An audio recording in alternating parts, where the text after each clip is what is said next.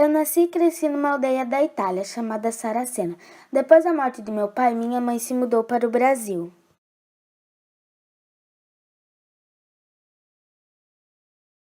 Um tempo depois, eu e meu irmão Caetaninho nos mudamos para o Brasil para rever nossa mãe. Mas a saudade de Saracena nunca sumiu do meu coração, principalmente a saudade dos meus familiares sepultados num pequeno cemitério da aldeia.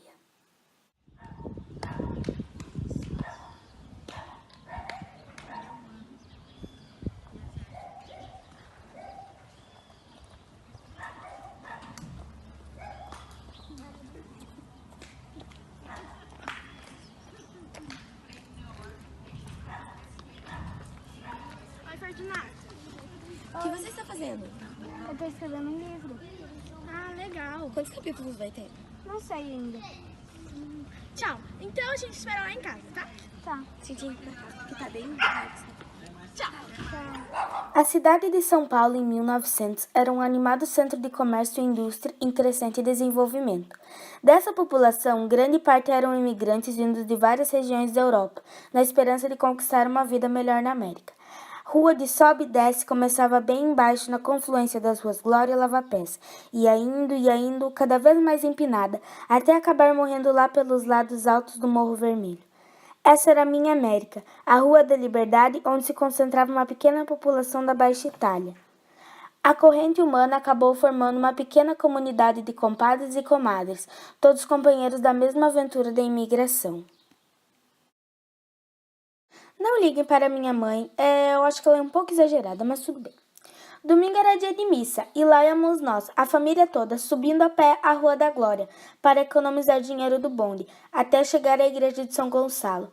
Havia outras igrejas próximas à nossa casa, mas meu padrasto preferia a igreja de São Gonçalo, talvez porque o padre celebrante fosse italiano.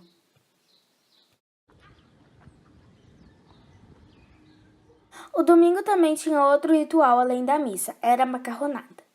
Naquele domingo, minha mãe resolveu fazer fusilli e eu me preparei para ajudá-la. A massa já estava pronta e cortada em pedaços sobre o tampo de mármore da cozinha.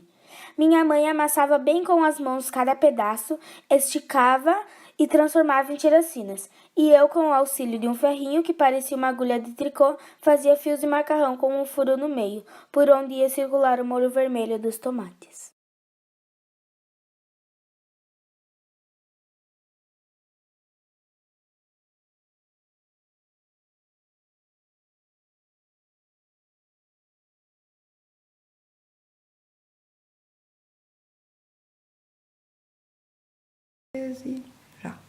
Pés de moleque. Fortunata, venha cá, súbito. Esse era o chamado frequente da mãe da menina, desde que ela viera morar com ela no Brasil. Um dia o grito da mãe de Fortunatella foi para apresentar as filhas do Patrícios, que moravam na rua Tamandaré. Duas meninas às quais Fortunatella simpatizou-se foram Giana e Savéria. Logo se empatizaram. Giana arriscou apelidos, mas para Fortunatella nenhum adequou-se. Fortunata já parecia uma mocinha de cidade grande. Giana, Savéria e Fortunatella subiam a Tamandaré até os limites que separaram a parte baixa da parte alta da rua. Depois dobravam a esquina e seguiam devagar pelo Conselheiro Furtado. Continuaram andando e observando os arredores. Foi num passeio domingueiro que Fortunata tomou conhecimento de um sujeito pior que Antônio Vambi e Leão Viola. Ele falava palavrões em italiano, era muito mal educado, ele era bonito para Giana. Ele deu o filho mais novo da comadre Maria Anselmo. Num momento, quando olharam a esquina vazia,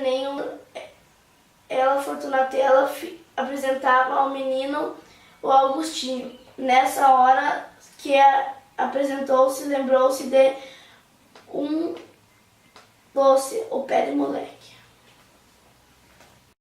O tesouro do padrasto. Desde o primeiro dia, Vicenzo Laurinto, o padrasto de Fortunata, pediu para ela e seu irmão Caetano para que lhe chamassem de pai.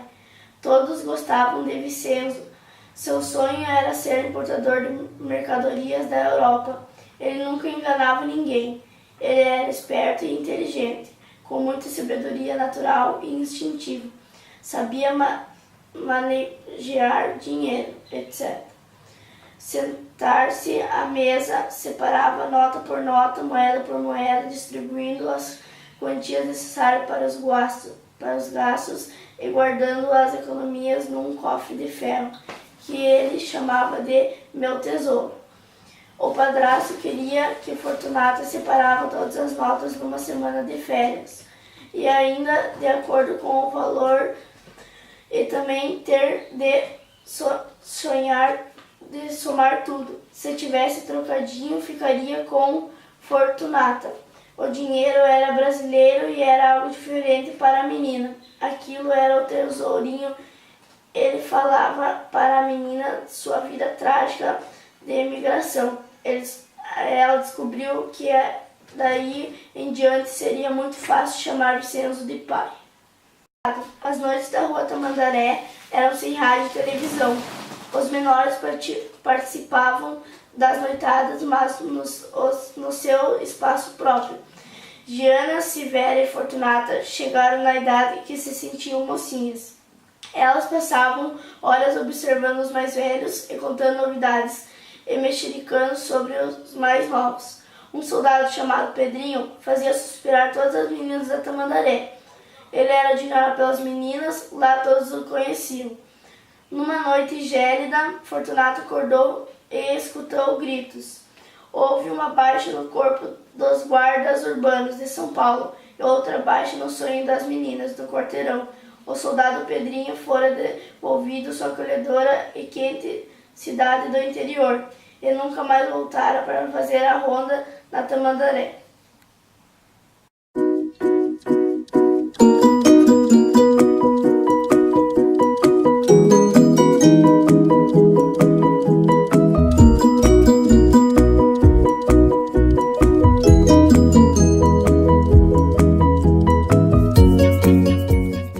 Novela na Tamandaré. No Brasil, lareiras foram substituídas por fogões a lenha. Fortunata costumava esquentar suas mãos geladas nas brasas do fogão.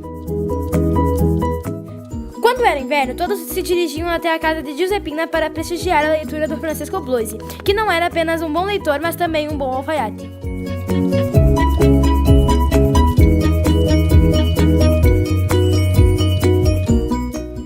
Os maridos da comadre.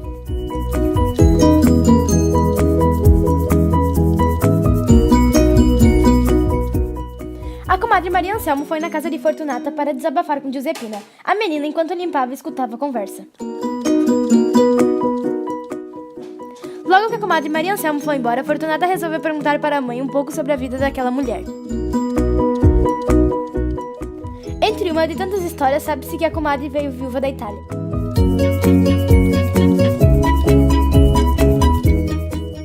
Então a viúva italiana veio ao Brasil com muitas expectativas, entre elas de uma nova tentativa de casamento e arranjar um emprego para recomeçar a vida na América. Quando chegou no Brasil, conseguiu o que queria, casando com Antônio Laurito.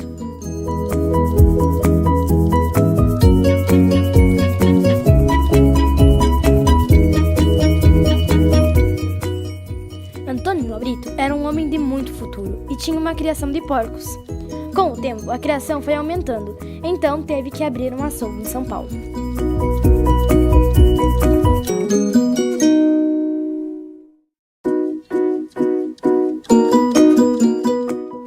Em uma vendinha, enquanto Patrícios jogavam baralho, um deles compra uma cocada fiada e Antônio resolve pagar.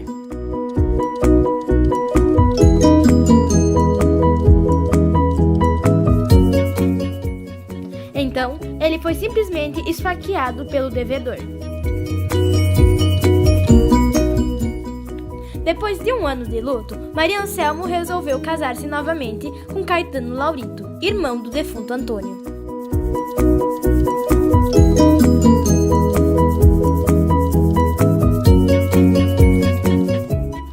Depois de muito tempo, Maria Anselmo perdeu seu marido, Caetano Laurito.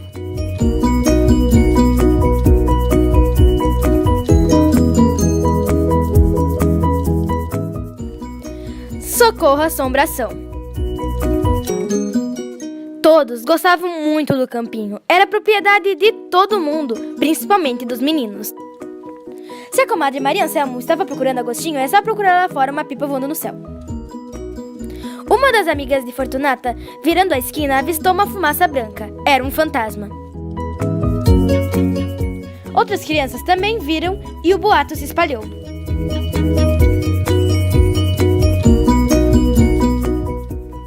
O lençol da comadre Maria Anselmo havia sumido e alguns pêssegos do Dr. Nunes Dias haviam sumido também. Fortunata olhou pela janela e viu Agostinho cuspindo um caroço de pêssego.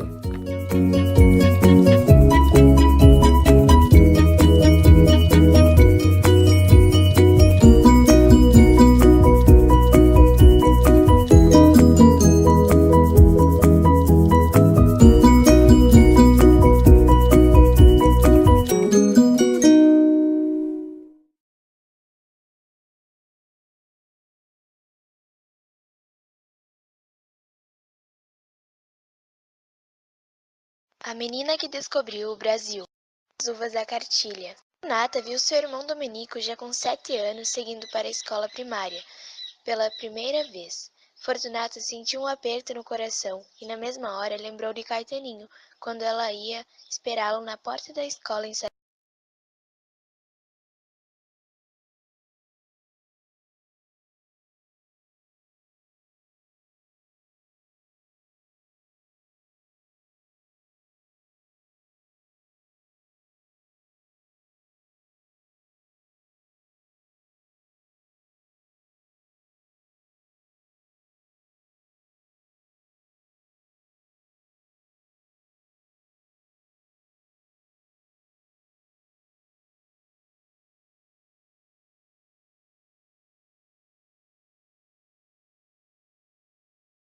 Toda vez que o padrasto de Fortunata ouvia Salvarotti decorar as suas lições, tinha certeza de que ele iria ser um doutor.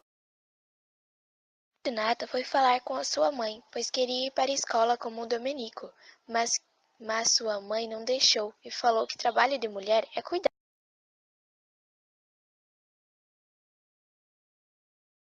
Acabou que a Fortunata não foi ao externato São José. Ela ficou muito triste. Fortunata resolveu que a sua única opção era aprender com o Domenico e o que ele aprendia em aula, mas ela não parava de pensar na música dos livros do vovô A Vida no Buraco. O buraco da onça era onde eu morava. Buraco era fácil de saber. Para chegar ao chão do cortiço, era preciso ir descendo e descendo os degraus de uma escada comprida.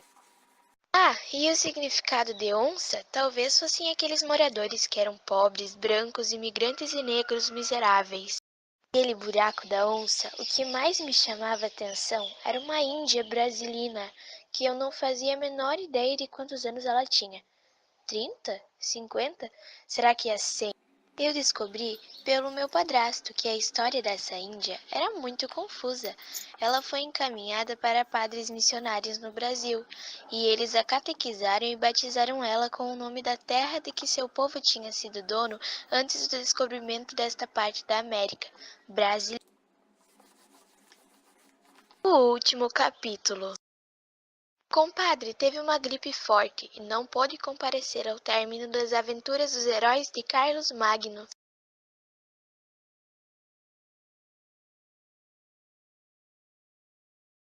Então, escolheu um substituto para fazer esse trabalho. O nome dele era Januário Laurito.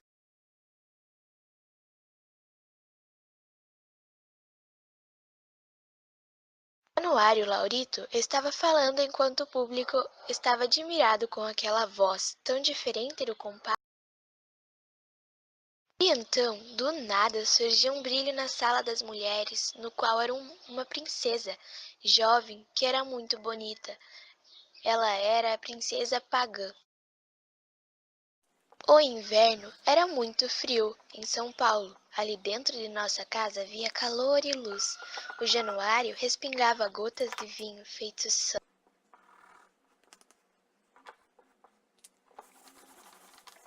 Mas todos ficavam olhando a beleza da princesa de Saracena. todos muito. No entanto, a princesa se apaixonou por um simples soldado mouro. Do Rolando, que era tão apaixonado por ela, ficou muito decepcionado. Januário agradeceu a Fortunata e elogiou o seu nome, dizendo que os homens trazem a marca do destino e o seu destino. Fortunata ficou triste pelo Rolando e foi dormir. Com seus olhos, ela sonhou que havia sido carregada por 4 gigantes negros. Ela olhava para baixo e via o moleque Agostinho e via um cavalo bairando que surgia da neblina. Fortunata tentava adivinhar o rosto de Paladino, mas não conseguia adivinhar quem era, mas ela jurava que era do moço Januário Laurito.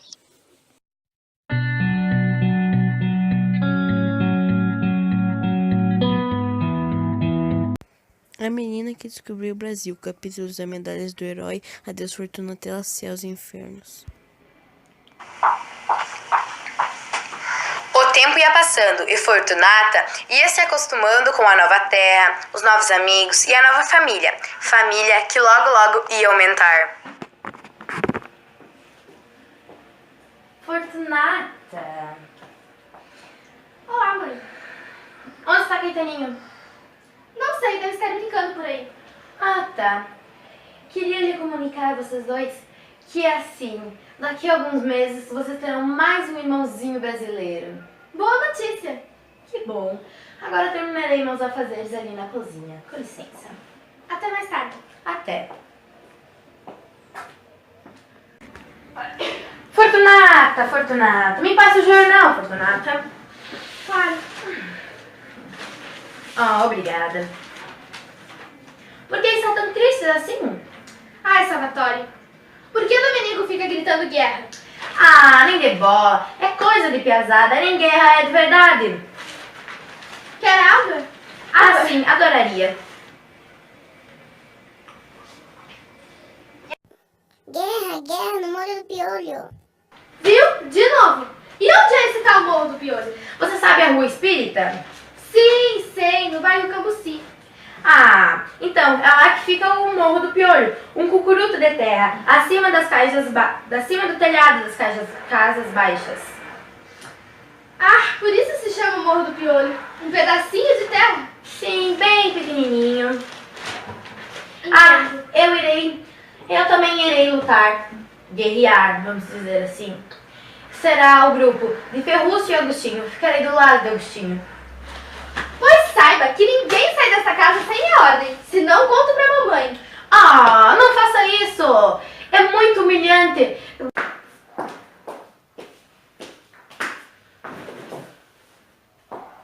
Fortunata não pretendia contar nada para ninguém, mas ficou preocupada. Então, por isso, no fim da tarde, resolveu chamar Pietro, um menino calabrês um pouco mais velho do que ela, e perguntou a ele: Ei, você vai espiar a guerra dos meninos do morro? Ele respondeu com um ar de superioridade: Óbvio que não. Se vou ir para um dia para uma guerra, será uma guerra de verdade. E serei jornalista de frente de batalha. E ela: mas aqui no Brasil não há guerras. Ele olhou para ela e respondeu: Então, voltarei para a Europa, que lá sempre está fervendo.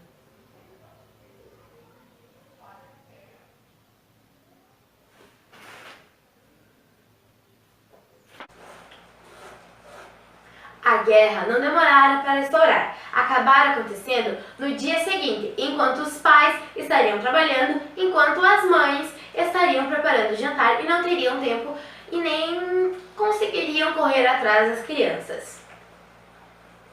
Osmaldo, como não poderia lutar, foi encarregado de avisar o que estaria acontecendo lá em cima. Mas ele acaba falando um pouquinho mais alto e acaba alertando uma das mães, que avisara as outras. E agora, elas estariam esperando seus heróis combatentes, não com flores e beijos, e sim com cintas e chinelos nas mãos. No dia seguinte, todo esse incidente poderia ter sido esquecido, se não fosse Agostinho ficar descendo e subindo, com a sua camiseta cheia de medalhas.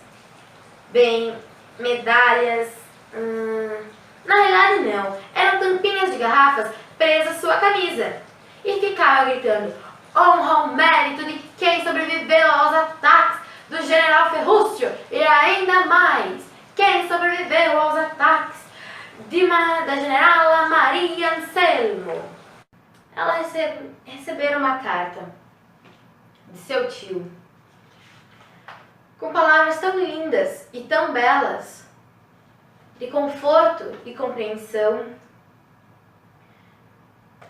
e de afeto.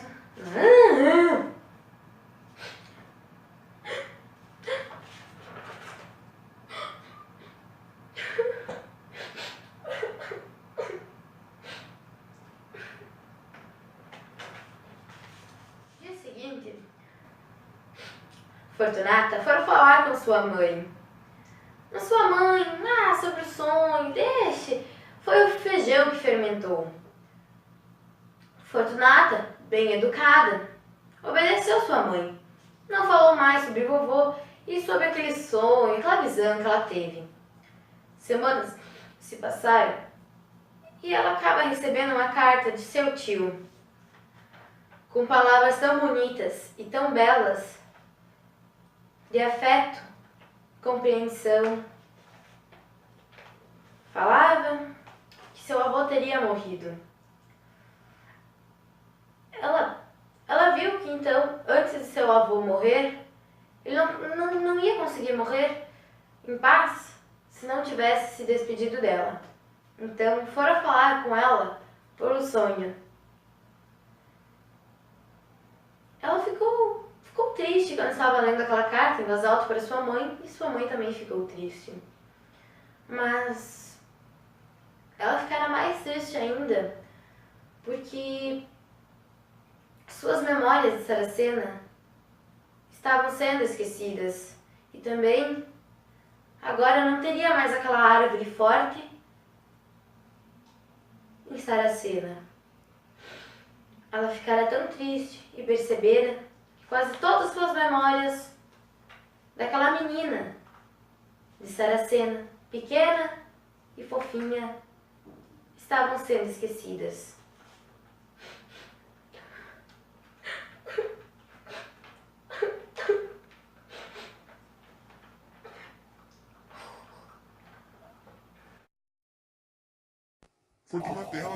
Fortunata, deitada em sua cama, enrolada na coberta, meio dormindo, meio acordada, acaba tendo um sonho dentro de uma visão. Ela acaba vendo um vulto pela janela e ouve uma voz falando assim: Fortunatella, Fortunatella.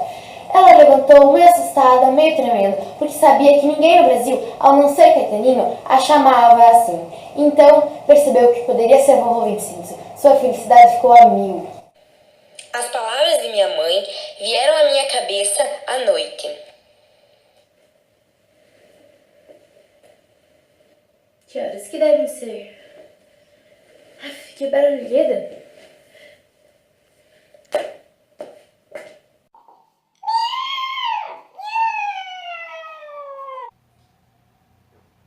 Do outro lado da calçada, numa das janelas abertas do sobrado da comadre Maria Anselmo, uma vela acesa desenhava a silhueta de alguém inclinado sobre o que deveria ser uma mesa.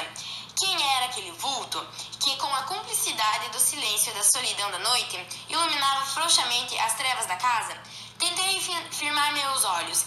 Mesmo sem ver, eu vi. Era Januário. Aquela hora da noite só podia estar trabalhando em outro ofício, que não era o dos sapatos e dos cintos de couro, um ofício noturno e secreto. E lembrei-me de que o compadre Francisco Bloise havia comentado que ele escrevia versos. Então era isso. Aquela hora da noite, o sapateiro martelava rimas. E eu soube. A esquisitice de Januário Laurito se chamava poesia.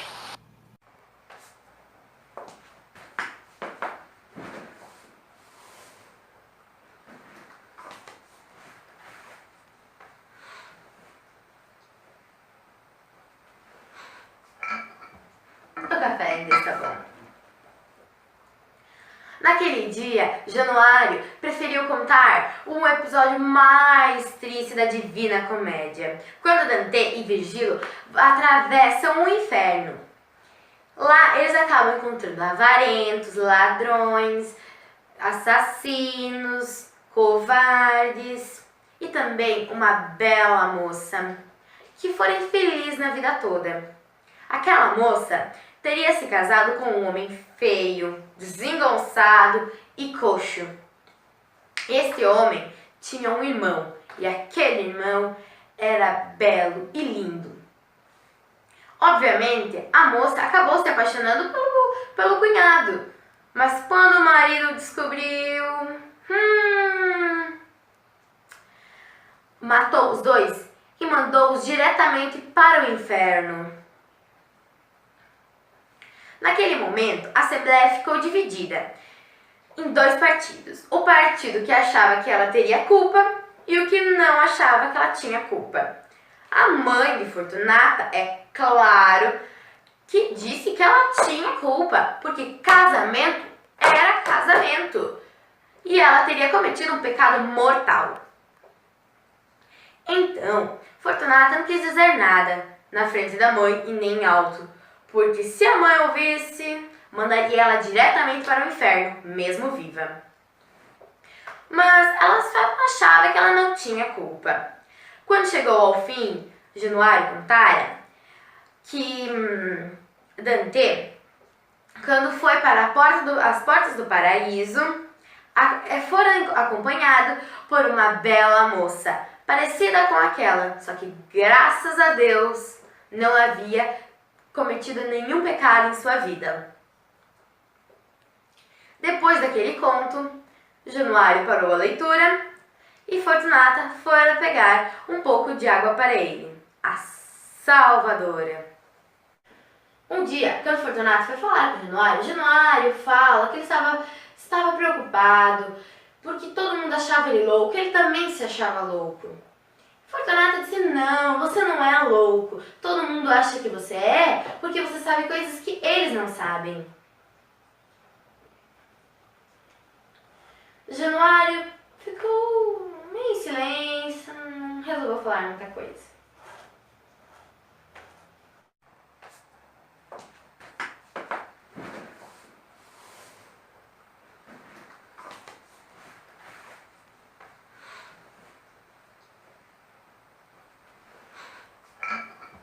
O café ainda está bom. Naquele dia, Januário preferiu contar um episódio mais triste da Divina Comédia, quando Dante e Virgílio atravessam o inferno. Lá eles acabam encontrando avarentos, ladrões, assassinos, covardes e também uma bela moça que foi infeliz na vida toda. Aquela moça teria se casado com um homem feio, desengonçado e coxo. Este homem tinha um irmão e aquele irmão era belo e lindo. Obviamente, a moça acabou se apaixonando pelo cunhado, mas quando o marido descobriu, matou os dois e mandou-os diretamente para o inferno. Naquele momento, a Assembleia ficou dividida em dois partidos. O partido que achava que ela teria culpa e o que não achava que ela tinha culpa. A mãe de Fortunata, é claro, que disse que ela tinha culpa, porque casamento era casamento e ela teria cometido um pecado mortal. Então, Fortunata não quis dizer nada na frente da mãe e nem alto, porque se a mãe ouvisse, mandaria ela diretamente para o inferno, mesmo viva. Mas ela achava que ela não tinha culpa. Quando chegou ao fim, Januário contara que Dante, quando foi para as portas do paraíso, foram acompanhado por uma bela moça, parecida com aquela, só que graças a Deus não havia cometido nenhum pecado em sua vida. Depois daquele conto, Januário parou a leitura e Fortunata foi pegar um pouco de água para ele, a Salvadora.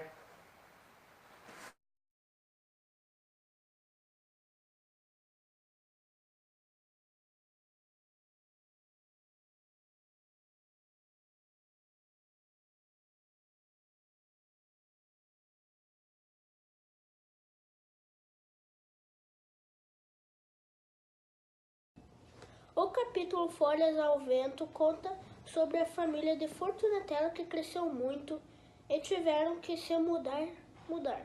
Saíram do buraco sem fundo e se mudaram para... Capítulo Folhas ao Vento. À medida que a menina ia destacando as folhas de cada dia do calendário, ia nascendo e morrendo gente na rua Tamandaré. Quando a menina arrancou outras folhinhas, nasceu seu irmão Francesco e depois Lúcia. À medida que a família aumentava, a casa parecia diminuir. Acabaram tendo que sair dessa casa e subiram mais um pouco a ladeira Tamandaré, ficando na esquina. A nova casa tinha mais cômodos e mais conforto para todos. Os pais ficaram num quarto, os meninos nos outros e as meninas também tinham seu quarto. A menina teve uma cama de verdade, com estrada de madeira, molas e um colchão de crina. O banheiro ficava dentro da casa, ao contrário da outra. Estava assim no limite pobres, remediados e ricos. Mas seu padrasto queria mesmo era chegar até onde haviam chegado os patrícios, que tinham conseguido fazer a América. Algum tempo depois, seu padrasto comprou um terreno e construíram uma nova casa, com o esforço de sua mãe, que substituiu sementes por moedas, juntando o dinheiro por muito tempo. Assim, Vicente Laurito, seu padrasto, pôde construir um sonho de uma nova casa, um palacete, mas ali mesmo na Liberdade, perto dos patrícios, na rua Conselheiro Furtado, em frente aos famosos campinhos e os fundos dando para o seu buraco de onça.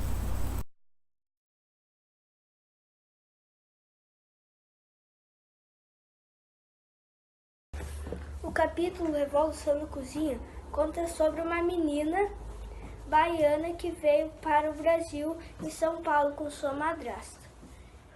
Ela não tinha boas condições financeiras e era desempregada. Então, quando chegou em São Paulo, ela queria ser uma empregada. Então, foi a uma casa e pediu à dona da casa para que ela fosse empregada da casa. Mas a dona disse que não podia, pois os cômodos estavam tudo ocupados e não tinha como ela ficar lá. Então ela disse para a dona que ela morava perto dali e não teria problema em ela não poder ficar na casa. A dona aceitou e ensinou ela como cuidar dos filhos e também faxinar a casa. Também ensinou algumas canções para cantar quando seus filhos estivessem quase dormindo. E também ela ensinou suas técnicas de cozinha para ela. A dona um dia estava muito ocupada e não poderia cozinhar para seus filhos. Então, como a baiana sabia a receita, ela fez uma comida, mas não sabia muito.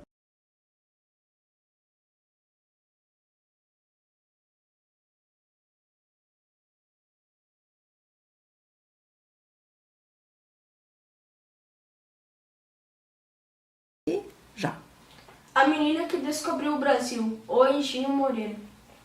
Um dia, Pietro apareceu na casa da esquina para dizer adeus.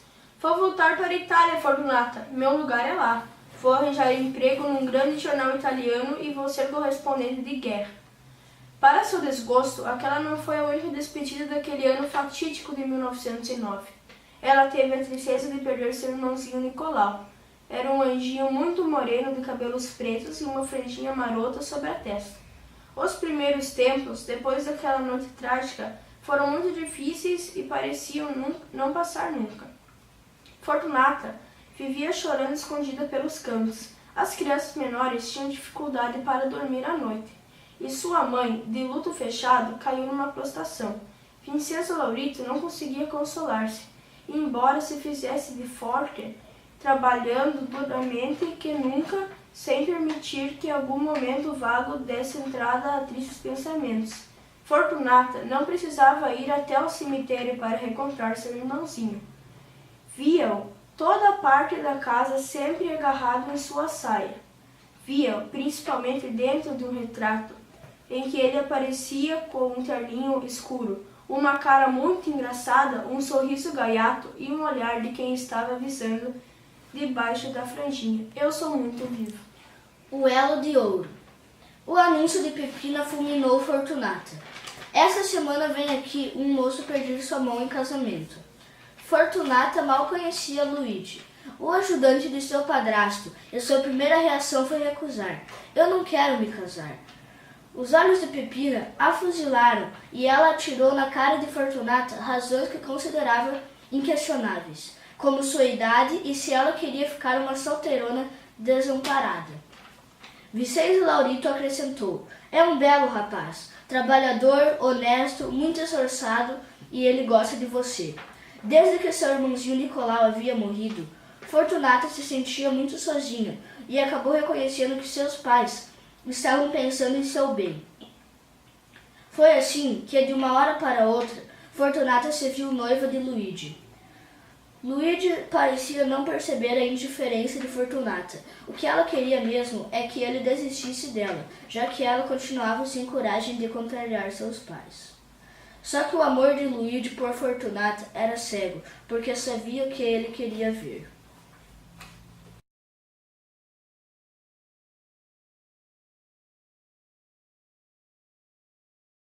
Em um dia pleno de sol, onde parecia que nada poderia ser estragado, Camila traz a terrível notícia de que o amigo de Fortunata, Januário, estava louco. Januário quebra o vidro da cristaleira.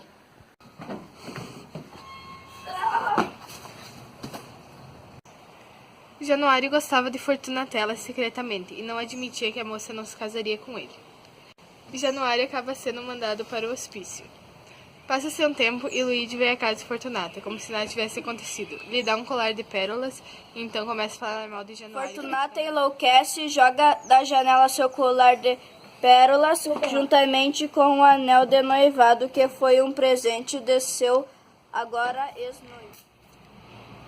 Fortunata agora pensava: será que eu preciso ter um hospício? Luigi deixa a casa da menina transtornado do acontecido. Fortunata fica às gargalhadas, que logo se lhe fizeram em choro. Meu nome não era Beatriz, era apenas Fortunata. Um nome lindo, não é, Januário? 1910 era quando Fortunata iria passar de novo. A voz do... O ano de 1910 era quando Fortunata iria fazer 20 anos. Este ano já começava iluminado, pois o cometa Halley iria passar de novo. A voz do avô astrônomo da menina escoava novamente. Os jornais de São Paulo traziam a cada dia uma notícia do cometa. Será que ele iria cair na Terra? Ou liberar gases e envenenar toda a humanidade? Boatos e mais boatos. Como Salvatore dizia, boatos de gente ignorante. Para mim, o cometa iria trazer coisas boas. Tempos de luz, dias de glória. Todos muito animados, a chegada daquele cometa seria tipo Natal. Todo mundo olhava para o céu para ver se o cometa estava lá. Até teve um dia que alguém disse que tenha visto o cometa em plena luz do sol. Olha lá, um cometa! Será que ele iria cair na Terra ou liberar gases tóxicos e envenenar toda a humanidade? Boatos e mais boatos. Como sempre, Salvatore dizia, boatos de gente ignorante. Os moradores de São Paulo estavam todos muito animados. A chegada daquele cometa seria tipo Natal. Todo mundo olhava para o céu para ver se o cometa já estava lá. Boatos e mais boatos. Era só o cometa iria passar. A animação na Tamandaré era imensa. Na noite, Fortunata ergueu os olhos e viu aquele deslumbrante cometa. Na sua cabeça, todas as memórias passavam. Da Itália, de seu irmãozinho Nicolau, o anjinho moreno, e também de Januário. Fortunata baixou os olhos e voltou para o chão. Então sentiu a presença de Januário perto dela, mas era só Agostinho.